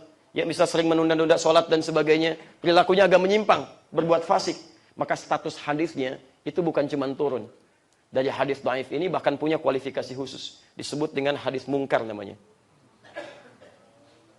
Dihindari. Nggak boleh diambil. Ya. Nggak boleh ngambil hadis dari orang yang perilakunya menyalahi isi hadis. Supaya tidak menjadi aib bagi hadisnya. Ya, nanti ada orang mabuk, misalnya meriwayatkan hadis, diambil. Orang kemudian menuduh, pantas orang Islam perilakunya begini, hadisnya aja diriwayatkan oleh orang mabuk. Padahal Nabi tidak pernah mengajarkan yang demikian. Karena itu saking ketatnya dalam meriwayatkan hadis, orang-orang bermasalah seperti ini, maka dimasukkan dalam kategori mungkar, hadis yang harus diingkari. Pernah dengar hadis ini? Allahumma barik lana fi Rajab wa Sya'ban wa balighna Ramadan. Ya Allah, mohon berkahi kami di bulan Rajab dan di bulan Sya'ban ini, dan mohon sampaikan kami ke bulan Ramadan. Pernah dengar itu? Biasanya di bulan Rajab suka dibacakan, bulan Sya'ban suka dikuatkan, kadang-kadang bikin tanduk gitu kan. Nah itu masuk dalam kategori hadis mungkar. Bukan doanya yang salah, tapi diriwayatkan oleh orang yang bermasalah. Hati-hati, ya, oleh orang yang bermasalah. Itu nanti ada di salah satunya dijelaskan, ditampilkan oleh Imam Ahmad di Musnad Ahmad, Musnad pertama, nomor hadis 259.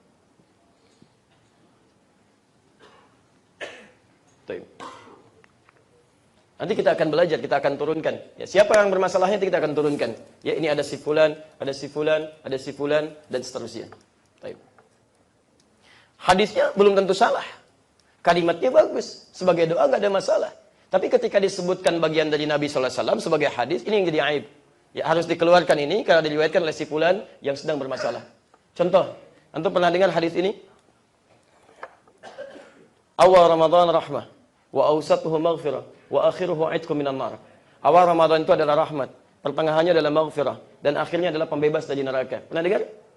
Itu hadis yang sangat panjang sekali, bahkan disandarkan pada sahabat Salman Al-Farisi. Antum tahu apa statusnya? Setelah dilacak, bukan kalimatnya nggak indah, tapi isinya diterima dari orang yang bermasalah. Masalahnya lebih parah daripada yang ini. Kalau yang ini, misal, kalau yang ini disebut dengan mungkar, karena orang yang bermasalah dari segi perilaku. Kalau yang kedua ini, orang yang sering tertuduh, teridentifikasi, seringkali mengarang-arang sesuatu, suka berdusta. Walaupun dustanya tidak secara langsung. Misal ngarang kisah, ngarang ini, ngarang itu, tiba-tiba menyampaikan hadis yang nggak bisa dibedakan apakah ini karangan atau memang bagian ingatan dia dari hadis. Maka yang seperti ini masuk pada kategori dhaif, termasuk parah, disebut namanya matruk. Matruk, bahkan orang ahli hadis menyebutnya semi palsu. Semi palsu, matruk. Matruk itu ditinggalkan. Lihat ya, ini diingkari, ini ditinggalkan. Kalau diingkari masih bisa dibaca dulu. Ah, bukan hadis. Tapi kalau ditinggalkan, lihat aja nggak mau. Wah, nggak usah gitu kan. Nah, itu jadi kalau Anda menemukan hadis-hadis seperti itu, riwayatnya nanti matruk, ini termasuk hadis-hadis tahun selalu ada. Sampai tiap tahun. Entah mungkin tahun ini ada juga gitu ya. Baik, Allah Ta'ala alam. Saya kasih sebentar sedikit. Ini kan diriwayatkan salah satunya oleh Imam Ibnu Khuzaimah. Di Imam Ibnu Khuzaimah itu ketika meriwayatkan hadis ini memberitahu statusnya. Dibuat judul begini. Bab fadailu Ramadan in kana hadithuhu sahihan. In kana. Ada kalimat in ini. Bab fadailu Ramadan. Bab yang menerangkan tentang keutamaan-keutamaan Ramadan. In kana hadithuhu sahihan. Jika memang hadis ini diduga sahih. Ada kalimat ini. Kalau kalimat in itu artinya meragukan. Di bawahnya dikasih keterangan. Nah, hanya nanti pada masanya setelah beliau itu terjadi banjir besar. Ada banjir, ya. Kemudian termasuk menghantam manuskrip-manuskrip hadis. Nah, kitabnya beliau ini terkena juga. Terhapus huruf ini begini. Kena air. Terhapus begini. Apa yang terjadi? Kalimatnya berubah. Ketika dikumpulkan, ada yang teledor tidak mengecek lagi dengan hafalan. Harusnya kalau antum belajar hadis, apa yang dituliskan harus dicek dengan hafalan kepada orang yang hafal. Ya, ada talaqi di situ, ada ijazah, ada sanadnya. Tayyib, ketika dituliskan berubah kalimatnya menjadi bab fadailu Ramadan kana hadithuhu sahihan. Karena huruf innya hilang, maka kalimatnya berubah arti menjadi hadis ini benar-benar sahih. Kana hadithuhu sahih. Hadis ini benar-benar sahih. Akhirnya orang-orang yang ngambil dari kitab ini yang belum diverifikasi huruf innya itu, dia tampilkan terus. Ya, karena itulah para ulama kemudian membuat apa yang disebut dengan tarjih, kitab tarjih. Ya, dimunculkan, diterangkan bahwa ini hadis bermasalah. Jelas sampai sini? Baik. Kami kalau belajar ilmu hadis, belajar hadis bukan ilmu hadis di Timur Tengah, itu cuma hadis saja. Nggak bisa kita kemudian bacakan sendiri, terjemahin sendiri, kemudian terangkan. Tidak. Itu harus depan guru. Ya, supaya tidak keliru cara bacanya dan memahaminya. Kita bacain terus dari awal sampai akhir, guru kita menyimak. Setelah dipahami, kalau ada yang keliru, benarkan. Itu bukan min, itu man. Ini bukan ini, itu ini. Ini bukan koma, itu titik. Terus sampai selesai. Nanti diulang lagi. Kalau sudah dipastikan benar, baru diberikan sanad. Ini sanad, kamu telah menerima dari saya, guru saya si fulan, dari si fulan, sampai ke Rasulullah SAW. Itu runtutannya. Ya, jadi nggak bisa antum baca hadis, lihat, sampaikan. Belum tentu paham seperti itu maknanya. Ya, jelas ya? Baik. Nah, selanjutnya, terakhir. Misal, tiba-tiba ada orang menyampaikan hadis dari Nabi Sallallahu Alaihi Wasallam. Misal, Khalid menyampaikan ada hadis dari Nabi Sallallahu Alaihi Wasallam. Yang tadi sudah kita dengar. Pertama apa? Dari muttasil ini ada yang bermasalah, satu mungkar, kedua matruk, gitu kan? Yang terakhir ini yang paling fatal. Ini yang paling fatal. Ada orang-orang yang menyampaikan riwayat setelah diverifikasi ternyata Nabi tidak pernah menyampaikan itu semua. Tidak pernah. Digali sampai ketemu ujungnya. Ternyata nggak tersambung dengan Nabi. Misal dari Khalid cuma sampai ke Hatim. Ya, nggak sampai ke Nabi. Dari Hatim pun bukan hadis, ternyata ada kisah lain. Ya, nah maka hadis ini statusnya bukan hanya dhaif, tapi istilahnya langsung memunculkan kalimat ketiga disebut dengan maudhu' namanya. Maudhu'. Tadi mungkar, kedua matruk, ketiga maudhu'. Maudhu' itu palsu, yang sengaja dituliskan disandarkan pada Nabi, padahal bukan dari Nabi. Ya. Dan kadang-kadang ada yang tidak sengaja, karena saking bagusnya dinilai dari Nabi, kan dilihat seperti bahasa Nabi, ditulis ini hadis Nabi. Nah, dengar kalimat ini, makan saat lapar, berhenti sebelum kenyang. Pernah? Masya Allah. Itu bukan hadis. Bukan hadis. Itu hadis palsu. Saking palsunya, di kitab hadis palsu aja nggak ada. Saya sudah cek itu. Saya punya koleksi 1235 kitab hadis. Kita lihat dari yang paling sahih sampai yang paling palsu. Saking palsunya nggak ada, Pak. Ya, nggak ada. Itu cuma ditemukan di satu kitab, Ar-Rahmah fit Tibbi wal Hikmah. Ya, karangan Syekh Jalaluddin As-Suyuti, Imam As-Suyuti. Jadi beliau menulis sebuah kisah tentang bagaimana seorang raja meminta pendapat pada 4 dokter. Ya, bagaimana caranya saya bisa sehat ya tanpa adanya pantangan-pantangan, ya kan? Seperti apa gambarannya? Maka yang satu mengatakan makan biji ihlilaj, sejenis biji sayuran. Yang kedua mengatakan cari biji rasyad, ya, bagian dari sayuran juga. Yang ketiga mengatakan Anda mesti setiap bangun minum beberapa teguk air. Ya, kemudian yang keempat diam saja, yang dari Sudan. Baik, ya. Kemudian ketika ditanya kenapa kamu diam? Yang tiga itu semuanya bagus, tapi juga ada efek sampingnya. Kalau paduka seringkali minum tanpa disertai dengan yang lain, maka itu juga bisa bermasalah kepada lambung.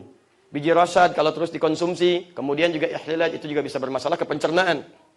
Lalu menurut kamu bagaimana? Kata beliau, lihat kalimatnya. Kami meyakini di tempat kami, kalau paduka ingin selalu sehat terjaga dengan baik, maka makanlah saat paduka merasa lapar. Dan angkat tangan paduka dari makanan itu sebelum paduka merasa kenyang. Maksudnya jangan berlebihan dalam makanan. Tayyib, paduka akan terjaga dalam kebaikan sepanjang bukan dari maut, kematian. Karena itu yang nggak ada obatnya. Maka dari situ karena kalimatnya bagus, kisahnya bagus, dituangkanlah dalam bentuk kata mutiara. Namanya mahfuzat kalau dalam bahasa Arab, kata-kata mutiara. Makan saat lapar, berhenti sebelum kenyang. Entah ada siapa tiba-tiba memasukkan itu ke dalam hadis.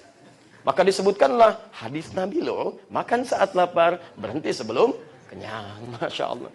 Ingat, tidak setiap yang baik-baik harus berasal dari Nabi. Tidak, belum tentu. Ya? Jelas sampai sini?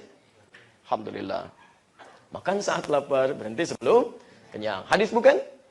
Bukan. Nanti banyak turunannya. An-nadhafatu minal iman. Masya Allah. Gitu kan? Hati-hati. Kebersihan sebagian daripada iman. Itu juga hadis palsu. Hadis palsu. Karena itu orang-orang hadis kadang-kadang sering pelesetkan kalimatnya. Ah, ini hadis palsu lah. An-nadhafatu minal iman. Pakai sepatu menjaga kuman gitu ya kan. Kadang-kadang dipelesetkan maknanya untuk menunjukkan bahwa ini ada sesuatu yang salah. Ya. Baik. Misal. Paham ya?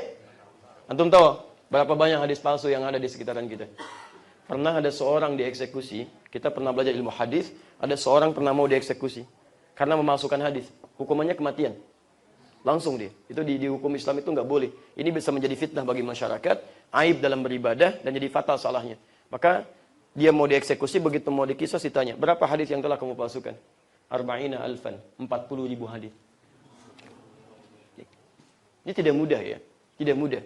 Nah, ini terutama saat fitnah kubra itu. Terjadi perselisihan yang luar biasa, sampai orang berebut kepemimpinan di situ. Sampai diantaranya ada orang-orang yang ingin mempertahankan kekuasaan, ingin cari simpati, atau bahkan ada orang-orang ingin mengajak orang kembali ibadah, tapi caranya salah, dengan membuat berita-berita palsu, hoax, seperti ada saat ini. Ya, makanya itu yang paling tidak disukai oleh Allah. Innallaha karihalakum thalatha. Allah benci dengan 3 hal. 1, qila wa qala. Sesuatu yang disampaikan tanpa sumber yang benar. Ya. Saya pernah belajar ilmu hadis waktu di Indonesia, sebelum berangkat, itu menerangkan ini tuh Masya Allah. Itu luar biasa ya, di antara guru-guru kita itu. Orang-orang Indonesia, saking mudahnya bikin hadis palsu, itu mudah sekali. Ya. Ada orang Jawa ketemu dengan orang Sunda, ya kan? Sama-sama sepuh.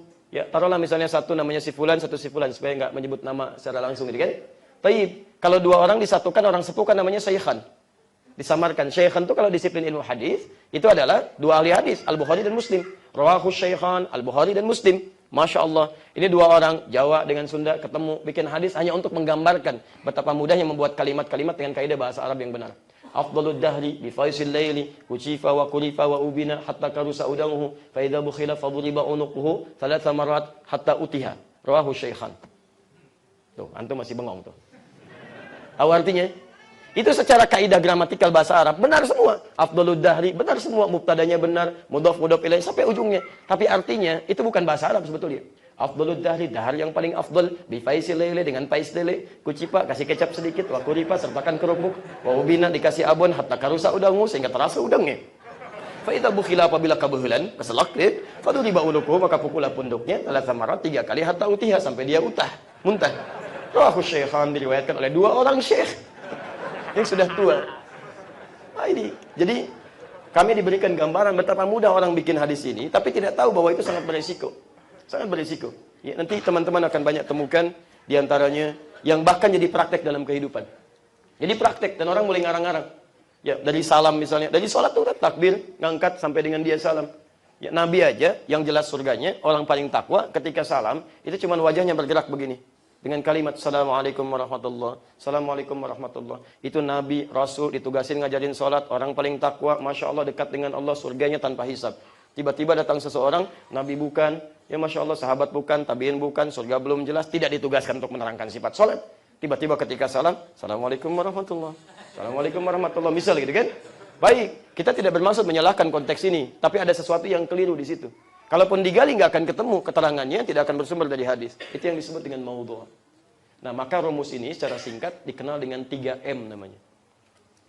Kalau ada 3M ini, maka tertolak. Tertolak. Nabi tidak menyampaikan, sahabat menolak, tabi'in menolak, ulama menolak. Masya Allah. Kan? Antum Nabi bukan, sahabat bukan, tabi'in bukan, ulama bukan. Menerima, aneh antum. Agak aneh di sini. Baik, jelas ya? Maka ini yang disebut dengan 3M, mungkar, matruk, maudhu'. Dan sekarang hati-hati ya, saya sangat betul tegaskan supaya akidah itu tidak bergoncang. Kalau maudhu' dalam urusan-urusan istilah muamalah, mungkin masih bisa lah sedikit-sedikit kita kemudian tepikan itu. Tapi kalau sudah dalam urusan akidah ini yang paling bahaya.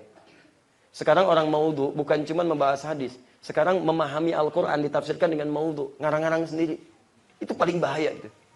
Tiba-tiba ada orang masuk ke tempat ibadah orang lain, menyampaikan semua agama itu sama. Ya Masya Allah, tidak ada perbedaan menuju pada Tuhan yang sama, cuma caranya aja beda-beda. Bahkan Allah bisa dipanggil dengan banyak nama. Masya Allah. Dan dipanggil dengan nama Tuhan-Tuhan yang lain. Padahal kalau dia baca Quran dengan benar, dengan baik, dulu zaman jahiliyah Tuhannya sudah ada nama. Ada Lata, ada Uzza, ada Manat, ada macam-macam. Nah orang-orang jahiliyah bertanya ke Nabi Muhammad, Muhammad kamu bawa risalah baru, siapa nama Tuhanmu? Siapa nama Tuhanmu? Maka turun surah Al-Ikhlas itu, surah ke-112. Kul, katakan Muhammad, huwa, dia, Tuhan kamu itu namanya Allah, untuk membedakan dengan Tuhan-Tuhan yang lain. Disebut Allah untuk membedakan dengan Tuhan-Tuhan yang lain. Dan itu disepakati ketika disampaikan, diterima, sahabat terima, tabi'in terima, ulama terima. Sampai hari ini nggak ada yang berbeda pendapat. Tiba-tiba datang Anda, masuk ke tempat ibadah orang lain. Nabi bukan, sahabat bukan, tabi'in bukan, ulama bukan. Tiba-tiba nyampaikan, Allah bisa dipanggil dengan banyak nama. Bisa dengan ini, bisa dengan itu. Barangkali terlalu letih orangnya itu ya. Butuh istirahat itu. Awas, hati-hati ya, hati-hati. Ya, paham sampai sini ya? Baik. Bismillah. Belum selesai, kita sebentar ya. Sabar ya. Baik. 2. Nah, sekarang perhatikan, fokus sebentar. Ini menerima Khalid dari Syuaib dari Hatim dari Urwah dari Ali dari Uthman dari Umar dari Abu Bakar sallallahu alaihi wasallam. Baik, apakah cukup bersambung sanadnya? Tidak, harus ada kualitas yang tadi. Selain kualitas yang tadi, ini pun ingatannya mesti kuat. Mesti kuat. Apa ukuran kuat itu? Kuat itu tidak diulang-ulang dan tidak berubah, konsisten dia. Titik komanya pun konsisten. Konsisten. Ya. Misal, saya mau sampaikan kalimat begini. Saya ulang aja ya, kalimat yang kitab saya Al-Bukhari. Al-Jami As-Sahih Al-Musnad Al-Mukhtasar min umuri Rasulillah sallallahu alaihi wasallam wa sunanihi wa ayyamihi. Saya coba ulangi. Al-Jami terus As-Sahih terus. Pelan-pelan. Sudah ya, nggak usah terlalu capek ya. Diam aja dulu, nggak usah terlalu lelah. Baik, istirahat dulu sebentar ya, pelan-pelan dulu, tenangkan dulu hati ya. Baru nanti besok ulangi lagi. Baik, lihat sebentar. Nah, ini kalau ada seseorang diminta mengulang secara cepat, seketika langsung dia sebutkan tanpa keliru sedikit pun, bahkan titik koma yang tidak tertukar, itu diistilahkan dengan dhabit namanya. Dhabit. Orangnya dhabit.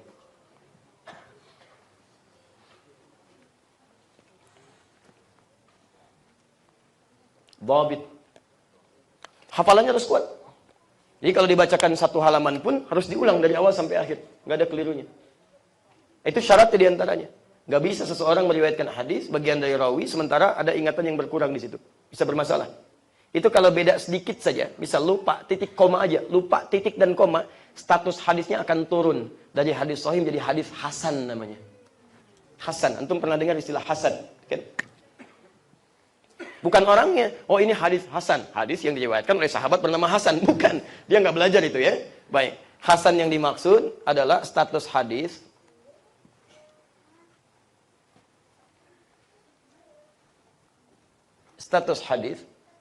yang terpenuhi semua unsur sahih kecuali ini aspek ingatan yang berkurang. Tapi berkurangnya nggak parah, paling beda titik jadi koma gitu kan. Taib. Atau kalimat misalnya fa jadi waw dan sebagainya. Taib. Itu turun status hadisnya dari sahih menjadi hasan. Imam Al-Bukhari itu saking dhabitnya, saya mau lukiskan ya. Itu Masya Allah. Satu kali diundang oleh ulama di Irak. Ada undangan. Undangannya jamuan biasa. Datang Al-Bukhari masih muda. Begitu datang ke ruangan, ternyata Masya Allah sudah disiapkan ruangan melingkar seperti ruang sidang. Ya, kayak letter U gitulah. Seperti ini.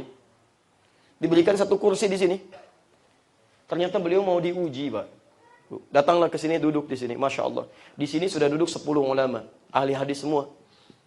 Ahli hadis. Karena terdengar kabar ada seorang pemuda jenius menyampaikan hadis, ingatannya kuat. Nah ini dicek oleh para ulama. Benar nggak? Khawatir jadi fitnah nanti dalam kehidupan. Ya kan? Nah inilah kaidah-kaidah adab-adab dulu. Ulama-ulama kita itu sering mudzakarah. Mudzakarah itu bertemu, tukar pendapat, kemudian diskusi hukum dan sebagainya. Lalu ketika disampaikan ke umat, umat nggak bingung. Dan nggak ada perpecahan di umat gitu kan. Karena semua menyampaikan, oh ini kalau ikut yang saya dalilnya ini, saya dalilnya ini. Begitu disampaikan ke masyarakat, ini loh, ini seperti ini. Kalau Anda mengamalkan begini, dalilnya seperti ini. Ikuti Syekh si fulan. Ini begini, ikuti Syekh si fulan. Jadi dari atasnya juga baik, ke bawahnya juga nyaman. Ini yang saya pikir, saya rindukan ini nih. Saya 5 tahun di Indonesia, saya belum menemukan proses mudzakarah begini. Saya coba undang teman-teman, ayo kenapa sih? Ini kok ada perbedaan di masyarakat? Perbedaannya bukan perbedaan biasa. Yang para sahabat tabi'in pun nggak pernah begitu gitu. Ini kok bisa begitu? Sahabat bukan, tabi'in bukan. Kadang-kadang hafal Quran juga enggak. Tahu hadis juga enggak, kok malah pada ribut. Ada masalah apa ini? Kita lihat, kan? Oh berarti mengerucut ke atas di sumbernya nih. Barangkali nggak pernah ketemu. Ya, mungkin ada baiknya teman-teman kalau misalnya menemukan perbedaan-perbedaan di bawah, coba ustadznya undang. Diskusi di situ gitu kan. Pelan-pelan, apa yang keliru nih? Jangan-jangan sama-sama sunnah. Ini sunnah, itu sunnah. Ya, teman barangkali belum ketemu di manhaj, bukan manhaj di madhabnya. Karena barangkali belum kelihatan, oh ini mungkin ini. Boleh Anda ingin menyampaikan sikap hukum pribadi, nggak ada masalah. Tapi jangan sampai menutup hukum yang bisa berlaku bagi orang lain. Beda antara sikap hukum dengan hukum. Hukum untuk sujud ada dua, bisa menggunakan telapak tangan, bisa dengan lutut. Sikap hukum Anda pilih, karena nggak mungkin misalnya Anda mempraktekkan kedua-duanya. Tapi sikap Anda tidak bisa memaksakan pada orang lain yang mungkin beda dengan Anda. Karena tidak setiap orang bisa mengenakan pakaian yang sama. Karena Nabi pun memberi kemudahan. Nah ini yang kadang-kadang jadi persoalan. Ada orang ingin mempertahankan pendapatnya, si fulan dengan misalnya menolak yang lainnya. Itu yang jadi masalah. Ya kenapa tidak bertemu satu sama lain, kemudian berdiskusi di situ, sampaikan dengan baik, dan cair kehidupan. Anda kan tidak akan pernah ditanya tentang ibadah orang lain. Tapi ibadah pribadinya. Ya, jadi kalau Anda misalnya belajar, kemudian ibadah masih mikirin orang, sementara sendirinya belum bagus, ada yang salah dalam prakteknya itu. Ya, saya merindukan ini yang seperti ini nih. Itu indah sekali kalau bisa ketemu, kita diskusi. Kan Anda menghafal Quran, kita menghafal Quran juga. Anda belajar hadis, kita belajar hadis. Qurannya kan nggak beda. Qurannya sama, hadisnya sama. Kenapa kemudian jadi pada beda di bawah?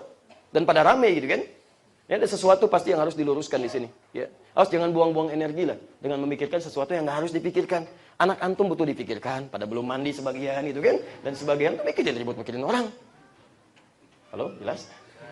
Alhamdulillah ya. Ini belum kita jelaskan yang ini ya. Tiba-tiba kemudian diuji, dikasih 10 pertanyaan. 10 pertanyaan ini dari setiap orang. Ini 110, 110, 110. Kali 10 berapa? 100. Setiap satu pertanyaan itu menyampaikan hadis plus dengan sanadnya. Al-Bukhari, ini ada hadis ya. Dari si fulan, cepat sekali. Isinya begini. Terus, belum ditunggu selesai dulu. Kata Imam Al-Bukhari, teruskan. Hadis kedua sampai ke 10. Selesai ini, silahkan. Apakah benar itu hadis? Tunggu sebentar. Teruskan dulu sampai selesai semuanya. Ditunggu sampai yang ini. Sampai ke 10 orang. Setelah 100 hadis yang disebutkan, ternyata diacak oleh mereka sengaja. Sana dia diacak. Misal, Syu'aib didahulukan, diakhirkan ke sini. Urwah didahulukan. Utsman dikedepankan. Dan sebagainya. Oleh Imam Al-Bukhari, satu-satu diurutkan. Sanadnya dari awal sampai dengan akhir. Sampai 100 hadis ini. Setelah itulah kemudian semuanya berdoa kepada Allah. Mereka kemudian menangis memeluk Imam Al-Bukhari. Ya, untuk mendoakan supaya beliau ini menjadi satu referensi yang baik bagi umat. Itu kecerdasan Imam Al-Bukhari. Dhabit. Dan itu doa ibundanya. Di antara doa ibundanya. Nanti kalau sudah bahas pada isinya, saya akan tunjukkan pada Anda. Ini Anda punya Fathul Bari tuh. Masih ada tuh. Lihat di jilid yang pertama nanti. Kalau di kitab aslinya, halaman 631 sampai 634, posisi paling kiri sebelah bawah, paragraf ketiga, baris 1 sampai 9. Itu ditemukan kisahnya. Bagaimana dari yang matanya buta, tiba-tiba dengan doa ibunya, dengan izin Allah, kemudian bisa sembuh kembali. Ya, padahal dokter mengatakan mustahil bisa sembuh. Kemudian yang tadinya ada kesulitan, tiba-tiba kemudian terbuka, kecerdasannya luar biasa, ditinggal ayahnya, ibunya masih kuat, itu ada kisahnya. Sampai jadi ulama dan bintang di dalamnya. Itu ibunya, single parent, keadaan terbatas gitu kan, dididik anaknya, bermohon kepada Allah jadi seperti sekarang. Itu ada kisahnya. Itu Anda punya kesempatan, bahkan ada terjemahnya lagi. Ada terjemahnya. Dan masih rapi tuh, rapat tuh kan. Ya, alhamdulillah. Dan insya Allah itu yang mungkin debunya sedikit lah gitu kan. Nah. Ini Imam Al-Bukhari. Dhamit. Jadi syarat hadis disebut sahih, tersambung sanadnya, diriwayatkan oleh orang yang kuat, mattasala isnadu binaqlil aldi dhabiti. Ketiga tadi kan tidak boleh ada celak kan? Adil, ini 2 dhabit. Ketiga adil, sudah saya terangkan. Min ghairi illatin, tidak punya masalah secara pribadi. Min ghairi syuzurin wala illatin qadhihah. Ya, atau pemikiran-pemikiran yang menyimpang. Pemikiran menyimpang. Jadi kalaupun ada orang pintar menyampaikan hadis tapi pemikirannya kelihatan menyimpang, Anda nggak boleh ambil pendapatnya. Ya, hadis saja ditolak, apalagi pendapatnya. Awas ya, hati-hati ya, hati-hati. Kalau ada orang-orang pintar, kelihatan pintar seperti sekarang, gelarnya banyak gitu kan, bahkan sebagian melekatkan gelar keagamaan pada dirinya. Masyarakat nggak ngasih, dia sendiri yang bikin misalnya kan. Ini jadi bermasalah. Dia menyampaikan pendapat, tapi isinya bertentangan dengan hadis, bahkan bertentangan dengan Quran. Itu nggak usah capek Pak, jangan buang energi. Terlalu mahal energi kita untuk mendengarkan yang seperti itu. Mendingan antum buka mushaf, kan? Baca ayat, lumayan kan? Satu ayat berapa pahalanya? Satu hurufnya berapa? 10, Masya Allah. Pembaca alif lam mim aja udah dapat pahala, 30. Dengerin yang seperti itu, bisa parah gitu kan? Terbawa pada hal yang tidak baik. Lumayan kan? Alif lam mim 30 cukup dulu simpan ya kan? Dan biasanya nggak ada orang baca sampai situ. Ya, minimal terus dia. Terus. Saya belum pernah dengar ya qaf udah dulu gitu kan? Lumayan 10 ya kan? Nggak ada orang begitu. Bismillahirrahmanirrahim udah 19 ya kan? Masya Allah. Masya Allah. La haula wala quwwata illa billah. Nah, kita ini baru ambil sedikit dari pengantar ilmu hadis tentang masalah menemukan hadis sahih, hadis dhaif, kan? Hadis maudhu. Ini baru kecil dari berbagai persoalan yang ada.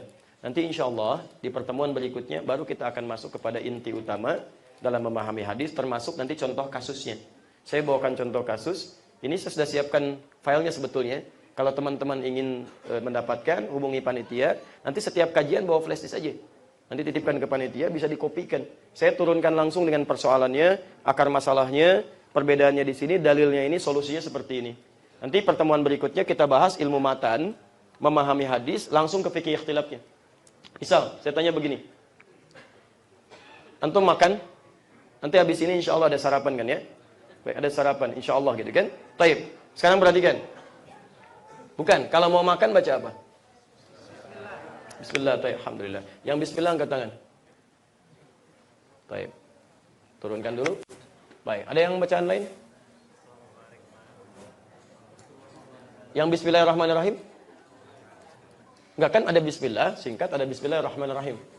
Bismillahirrahmanirrahim itu paling singkatnya bismillah. Yang bismillahirrahmanirrahim? Baik. Awas, baik ya. Baik, yang ketiga ada yang lain? Allahumma barik lana fima razaqtana wa qina azabannar. Yang baca itu angkat tangan.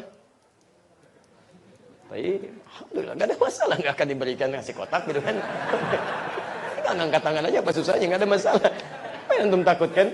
Ya, yang baca bismillah, yang baca bismillahirrahmanirrahim, yang baca Allahumma barik lana belum tentu juga lihat hadisnya. Apa masalahnya gitu kan?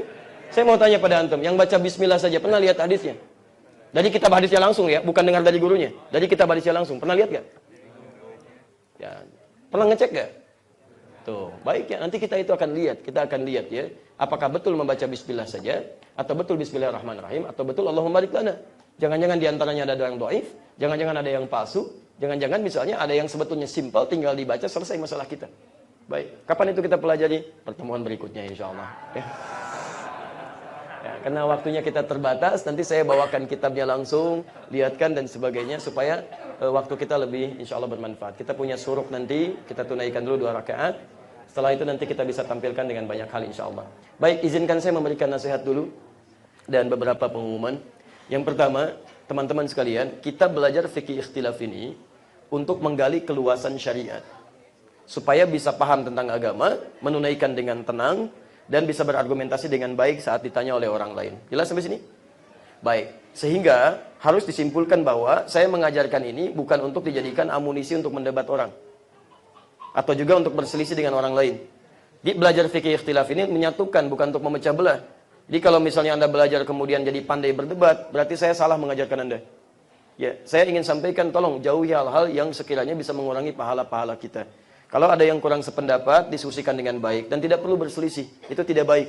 Dan ingat betul ini ya, pekerjaan setan yang menggoda orang pertama kali belajar, tolong ingat betul ini, yang menggoda orang pertama kali belajar, itu menumbuhkan perselisihan. Jadi kalau antum belajar kemudian jadi pandai berselisih, artinya antum sedang terjebak dalam tipu daya setan. Sedang terjebak itu. Hati-hati. Tugas setan itu untuk menghadirkan perselisihan. Misal, ada di Quran surah ke-5 Al-Maidah ayat 91. Ya innama yuridu syaitanu ayyuqi'a bainakumul adawata wal baghdha. Awas, hati-hati. Setan itu menginginkan Anda selalu untuk terpecah belah, saling bermusuhan, bahkan saling marah-marahan. Jadi kalau antum sama-sama belajar, ada yang dengan saya, ada yang dengan ustadz lain, tapi tiba-tiba jadi saling marah-marahan, saling bermusuhan, itu antum sedang terkena oleh tipu daya setan. Hati-hati gitu kan? Cari akar masalahnya di mana, tumbuhkan di mana. Kalau belum paham hukum, jangan sama-sama menyimpulkan. Kadang-kadang masalah yang muncul bukan karena gurunya salah, muridnya yang bermasalah. Ya guru ketemu sesama guru nggak ada masalah di sini, tiba-tiba muridnya jadi pada rame. Nah kalau misalnya ada persoalan di bawah, tanyakan pada gurunya. Kalau guru satu dengan guru lain berbeda, silaturahim gurunya. Termasuk saya sangat senang terbuka. Kalau nanti misalnya Anda temukan, ada ustadz lain menyampaikan begini, tolong sampaikan pada saya, supaya saya bisa datangi silaturahim. Ustadz, antum pernah sampaikan begini, saya mungkin kurang belajar. Ya saya ingin temukan di mana saya bisa belajar itu. Saya bisa baca. Saya akan cari. Ya, alhamdulillah guru-guru kami ada yang dari Madinah. Saya belajar dari guru pertama dari Madinah. Masih ingat betul dari wajahnya, bagaimana beliau mengajarkan dan sebagainya. Saya mencari belajar sampai ke Mesir. Saya belajar pada Syekh Al-Azhar tentang tafsir. Kan? Kami belajar juga hadis. Saya cari yang di Libya, sampai guru kami dari Syria. Macam-macam kami temui, kami pelajari. Jadi nanti saya akan telusuri. Oh, antum dari guru di Madinah, siapa gurunya? Saya akan temui beliau. Pernahkah Ustaz Syekh seperti ini? Kalau perlu kita undang ke sini. Sampaikan. Benar nggak pernyataannya seperti itu? Kan? Yang dari Mesir juga, yang dari Libya juga macam-macam. Jadi supaya lebih indah gitu kan. Dan nyaman kita dalam menunaikan berbagai hal. Jadi ini nasihat kami yang pertama gitu kan. Baik, ini yang kedua, teman-teman sekalian, mohon izin barangkali untuk bulan depan kita akan sedikit teman-teman mungkin kedatangan tamu. Karena yang cukup bergabung, semangat belajarnya itu Masya Allah ada konfirmasi dari teman-teman Biker Soleh yang insya Allah bulan depan ingin ikut bergabung. Itu mungkin tidak kurang dari sekitar 1000 orang gitu kan, kalau mereka datang. Nah itu nanti ada ikut ke beberapa tempat, tapi mereka konfirmasi ingin datang juga bergabung dengan kajian yang di sini. Jadi saya mohon izin kalau nanti kiranya akan datang ke sini, antum bisa menghadapi wajah-wajah baru yang keinginan kuatnya luar biasa. Anda bisa bayangkan, yang biasa pemotor, aktivitas banyak, tiba-tiba ingin belajar agama. Orang jauh aja mau datang, masa yang dekat nggak belajar? Jadi poin-poin teman-teman, lihat mereka. Siapa mereka? Jangan lihat pada luarnya. Ya ternyata mereka itu luar biasa, punya keinginan kuat, menjaga himmah kehidupan. Kalau nggak sempat mungkin bisa hadir di sini, kita bisa bergabung yang di Bandung, akan mencari masjid yang lebih luas lagi, supaya bisa menampung teman-teman yang lainnya. Baik, dan yang ketiga, ada buku yang nanti dibagikan. Ini barangkali agak terbatas, dan ini tidak dijual ya. Kita memang pengen sampaikan, saya berusaha sedapat mungkin. Kalau bisa menyampaikan sesuatu, saya berikan. Saya kopikan gitu kan, insya Allah. Ini nanti silahkan dibagikan. Barangkali kalau tidak cukup, mungkin kan di sini ada yang perkeluarga datangnya gitu kan. Ada yang suaminya, istrinya plus dengan anaknya. Mungkin cukup satu dulu. Teman-teman nanti bisa dapatkan satu. Kalau nanti kurang, saya akan coba lihat stok di rumah. Ya, saya pikirnya sudah sedikit agak berkurang. Ya, nah nanti kalau masih ada, saya nanti titipkan lagi. Kalau sekiranya tidak ada, nanti barangkali bisa bersabar ya. Insya Allah nanti kita coba cetak lagi supaya bisa antum dapatkan dengan baik. Plus nanti ada buku catatan yang bisa juga didapatkan. Kalau belum kebagian, tolong jangan berebut. Sesi berikutnya saya kirimkan lagi. Insya Allah gitu ya. Yang terbaru plus nanti ada jadwal juga di belakangnya untuk yang terbaru. Ya.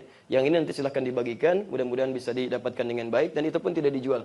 Silahkan untuk mendapatkan supaya dapat kenyamanan untuk belajar. Dan kalau ada yang kurang dari saya, sampaikan aja.